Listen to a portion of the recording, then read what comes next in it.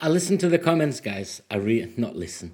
I read the comments. You can see my last Dan Bast video, and just loads of comments on there, and the feedback was just amazing and kind.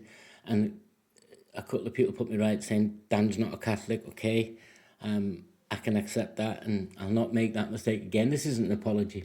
I didn't do it out of malice, and we'll move on. And then a lot of people commented, "Oh, Alan, you know, you talked about Mud on the Face and The Warrior, and then Julia Burnett, you know who you are. You came in and you said some lovely things, and you offered some different options and different perspectives of songs I could listen to. And you also said this, and I said to you, okay, Friday, I'm going to do that, and I'm going to give you a shout out.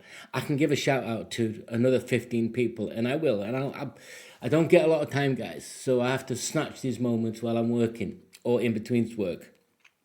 And obviously we're here with Battle Hymn, Man of War, with Brendan Geertz. I could be pronouncing that wrong. It's either Dutch or Belgic, I'm not sure. So apologies, Brandon. Brandon Geertz, could be. Let me know how close I was, guys. A song from 1982.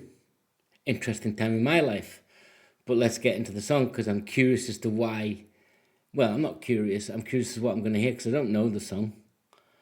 And a lot of people point out, and then one of his latest tracks, I'm going to get to that next month. So yeah, kind of looking forward to this. And I'll explain why later as we go. You know what I do, guys. And if you're new to the channel, stick around. It's not hard to work out what I'm trying to do.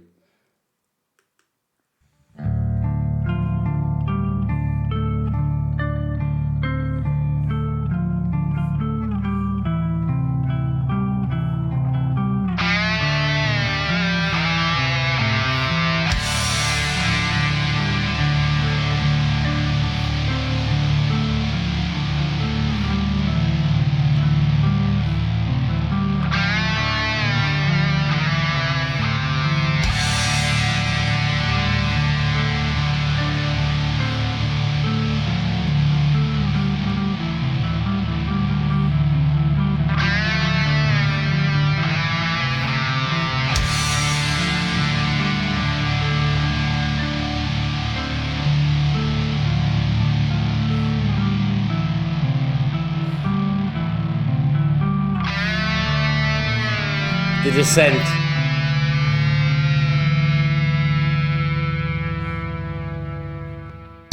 I mean, it's gonna. I pull it back. You look at that. So I talk about the music, and I will, and Dan's performance. He's not an actor. I don't think he's not acting, because I've said before he'll be singing. It'll be underneath the track that's laid out, but he will be singing. So he has to be in that moment, otherwise he's literally, it's going to look ridiculous. It'll look plastic. So hear that opening. It's 1982. You can hear a bit of the guitar in there. It has that 80s feel, but it's very solemn. It's very barren. It makes you feel like we're on a landscape. Yes, the title helps you give that. The subtitle, Battle Hymn, helps you build that narrative in your own mind. You can go, yeah, that's because of the title of the song, I can do that. And that's great. They're both working together. But you saw Dan there, like down, focused, and ready to go. Down, focused, and ready to go into battle.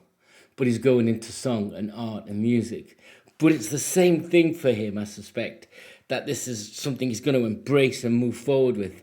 And that's got me a little bit anticipatory. I want to see what he brings to the song, and also what the song is itself, released in 1982. Artist Man of War, songwriter Joey DeMaio. The album was Battle Hymn. It was Liberty Records. It was a big seller. Well, it wasn't a major charting single, but it's become a cult classic, I think. And enduring, and you could argue, from what I've read in the vlogs and what you guys are telling me, it's in it. Well, obviously, clearly you're talking about it 40 years later. So let's pull it back just a touch. Sorry, guys, this mouse is so sensitive. You can see it's Dan's channel.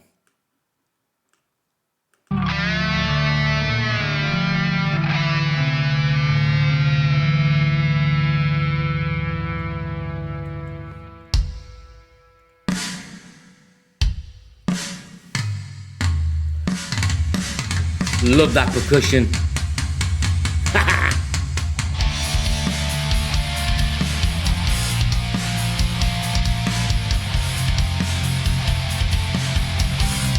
Yes, go on.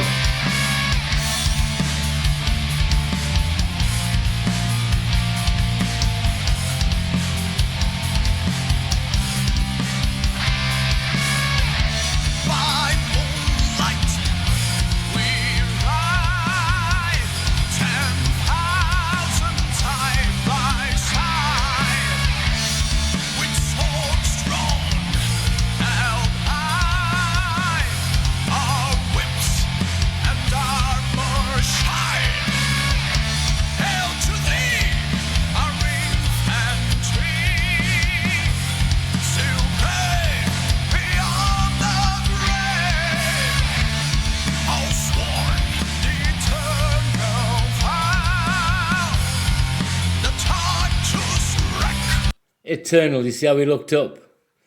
You just spot what he's doing. It's great. Is anyone, I mean, I'm of that era. That's when I was growing up in the 70s, obviously more in the 80s, etc. naturally. I'm mentally, I'm going to, oh, I can hear Iron Maiden there. I can hear Priest. It's good, isn't it? It's just, timeless is an overused word.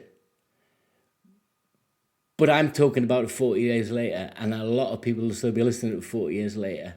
So it's not that it's timeless.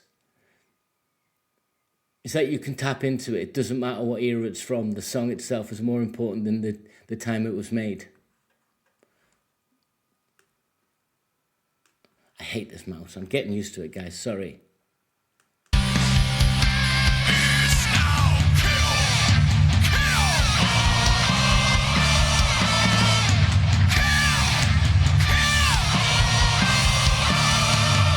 Whoa! Whoa!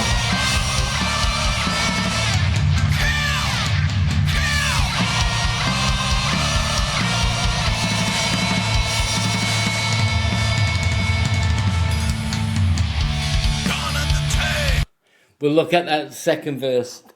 He's there, he's in battle, right? But he's musically in battle. So let's look at that. By moonlight we ride. Okay, it's setting the scene. You just is. 10,000 side by side. I did a song called Swords of a Thousand Men, Temple Tudor, which is an 80s gem for me. It's away from this, but it still celebrates that Englishness, and it's about men going into battle, and it also portrays a sad side of it. So you can go and find it, guys. So, with swords drawn held high, our whips and armour shine. Hail to thee, our infantry. So this is a celebration, a nod. Still brave beyond the grave. So they did. It's looking back, and they passed away. All sworn the eternal vow, the time to strike is now. It's the collective archetype and the hero myth. It's Carl Jung. We've talked about this before, guys. It's not hard. It's the collective unconsciousness. It is very much the warrior archetype. 82, Cold War. Height of the Cold War. And I'll tell you a little story about, the Cold War. Let's get into it. But this whole song pulls together the hero archetype, the warrior, the sense of the collectiveness, the desire to be on that battlefield is driven by the desire to be the hero. But also, it's hard to explain because I'm an ex-soldier, but that's neither here nor there. You're drawn to be something, to be part of something greater than yourself.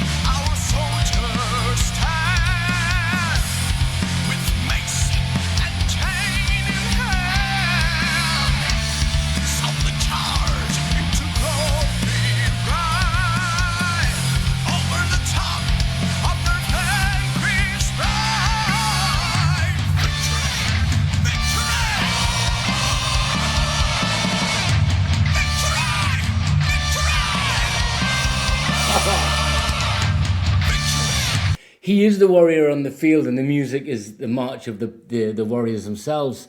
But when you look at that time, guys, culturally, think about it. 80s, we're having Conan the Barbarian, Red Dawn, and all those different types of movies that I guess you could argue silly portrayal of violence as a good thing. It isn't. It's necessary. It was necessary when men go to war. The war itself might not be necessary, but men are there, and they're going to fight. And this is gone are the days when freedom shone. Now blood and street meet bone. In the light of the battle's way, the sands of time will shake. How proud our soldiers stand with mace and chain in hand. This is old. This goes back to, it's part of the mythical journey. Sound the charge, into glory ride, over the top of their vanquished pride. That's kind of existential reflection, isn't it? The loss of freedom and the pride of battle. That's a reckoning with purpose. That's really Erickson. That's your identity as a formation, as a lifelong quest. So in other words, from that lifelong quest, from that battle, from that collective unconsciousness, that collective conscious desire to be part of something bigger than yourself, to protect freedom, to get freedom, to fight tyranny, whatever it is, even on the other side, they'll believe, the other side, that you're their enemy. There are always two sides to a battle story. Right or wrong, history's for the winners, right? But also history allows you to look at it and say, well, did everyone win? And you can look at that in more nuanced. You can look at the context when it's years gone by. But this is how you would feel, how it's portrayed, that there's still fear. There's still going to be people who die. You can hear it. But it's pride. The collective pride, collective strive towards being part of that moment in history. And this is that battle hymn. And it doesn't pick a battle. It's not the psalm. We've got songs on here that are great. You'll see them, guys. Go and find them. You'll see the bands. Julie, when you picked the song out and said, look, a lot of guys said with the mud and battle on their face, it isn't that I think war's a good thing, and it isn't that I get to judge whether war's a necessary evil. It's that I recognize that battle cry, that battle hymn stirs within us, especially men and women, but more men, that desire to meet the criteria to be that hero. And you get people like Solzhenitsyn say, well, that's not, and it's right, read the Gulag. In certain situations, not many of us are heroes. We'll conform, we'll try to survive. This is the opposite of that. It's really good. This is in the light of the Cold War, and this is a band that's going more on, like I said with Dan's other song, last song I just did, it's more on the mythic than the mystical. This is mythic. And you had that Cold War era, and this would have tapped into that. In the 80s, I did what they call a checkpoint duty, border patrol, as a soldier. Not as grand as you think it is, guys. It really isn't. But you're there. And I remember looking across, seeing the East German soldiers, and it was winter, and we had so each patrol would have somebody with them, because you weren't allowed to point your weapon towards the border. You had to take badges off. You didn't have your name on your gear, because essentially it was argued that they come up and take pictures of you literally 10 feet away. I remember standing on the border, and the only thing that separated us was a tree trunk, and then a quarter of a mile down was a fence, then a tree trunk, then a path. Obviously before the tree trunk was a fence, but it was still only on this side to there was a tree trunk. Yeah, and there was a soldier running around the field, and he had a hut in the field, and to this day I don't know whether it was for show, but he had to run around the field to keep warm. And in the towers, they were all trained on you or trained on the tower. So they had machine guns that would be trained on the front or on the towers. Guys couldn't escape. They wouldn't run, because they were all selected. They had families, and they all knew that if they what happened there? I lost power there for some reason. I'll set that, guys. And it was just fascinating for me to start to get a sense of, okay, I think this is around about 83 I went there. Fascinating. It gave me not an insight, but it started to ask the question is, I wonder what it's like for those guys over there. I wonder what it's like. Yeah. So in that period, it was the Cold War. There was lots of war movies glorifying violence, like Red Dawn, and it made no sense. Most kills ever, blah, blah, blah, in a movie. I didn't like it. I just thought it was a silly movie. Just really silly. Even then, when I was younger, I thought it was silly. But this isn't. This taps into something.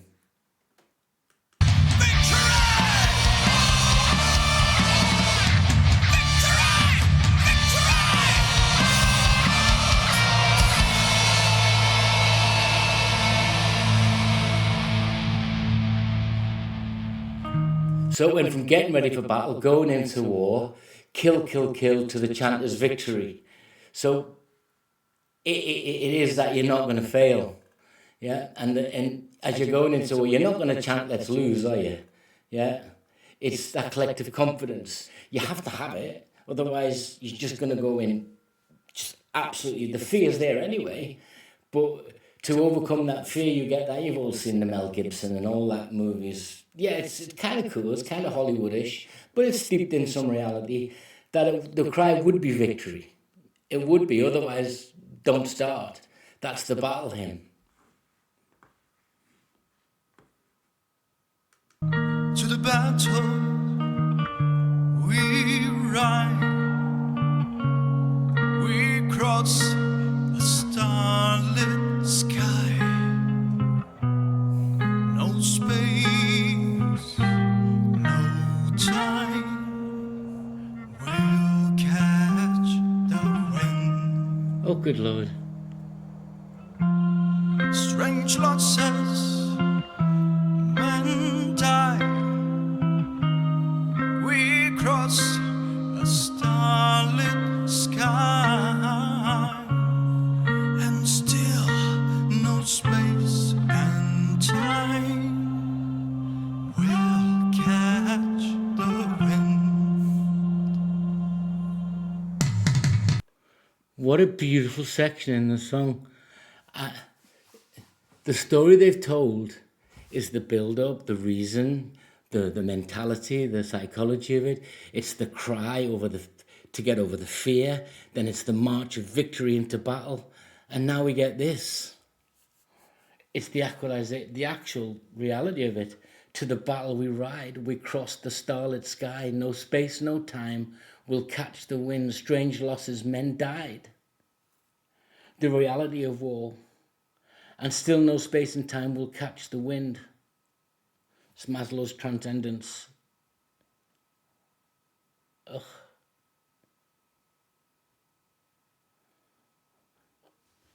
No space, no time. So that's mythopoetic. Transcending individual needs to become part of something timeless and eternal.